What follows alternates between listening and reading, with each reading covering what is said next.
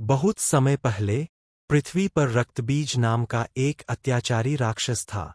उसे एक वरदान मिला था कि उसके शरीर से गिरने वाली हर बूंद रक्त से एक नया रक्तबीज जन्म ले लेगा। देवताओं ने कई बार युद्ध किया, पर जितना वे उसे चोट पहुंचाते, उतने ही हजारों नए राक्षस पैदा हो जाते। सारा संसार आतंक में था। देवता घबराकर मां पार्वती के शरण में गए और बोले, हे मां, अब केवल आप ही हमें बचा सकती है। मां पार्वती ने देखा कि दुष्टता इतनी बढ़ चुकी है कि शांत रूप में समाधान संभव नहीं। तभी उनके भीतर की उग्र शक्ति जाग उठी। अचानक उनका शरीर तेज प्रकाश से चमकने लगा और उनके माथे से प्रकट हुई एक अद्भुत, भयावह शक्ति। मां काली।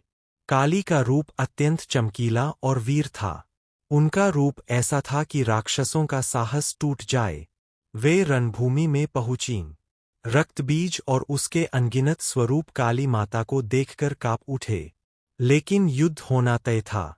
जैसे ही काली माता ने हमला किया, रक्तबीज फिर से घायल हुआ और उसका रक्त गिरने लगा। पर इस बार कुछ अलग हुआ।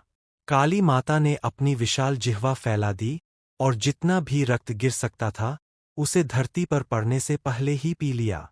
अब उसकी शक्ति का स्रोत खत्म हो चुका था। रक्तबीज चीखों के साथ धराशायी हुआ और अंत में काली माता ने उसका संहार कर दिया। संसार फिर से शांत हो गया। देवताओं ने झुककर मां का आभार व्यक्त किया। हे मां, आप ही सृष्टि की पालन करने वाली और रक्षा करने वाली है।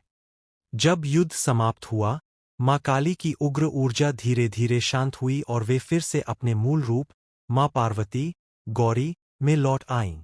यह कथा बताती है कि जब बुराई सीमा पार करती है, तो मां की दया, शक्ति बनकर काली के रूप में प्रकट होती है। भगवान शंकर और मां पार्वती से जुड़ी ऐसी रोचक कहानियों के लिए चैनल को सब्सक्राइब करना ना भूले।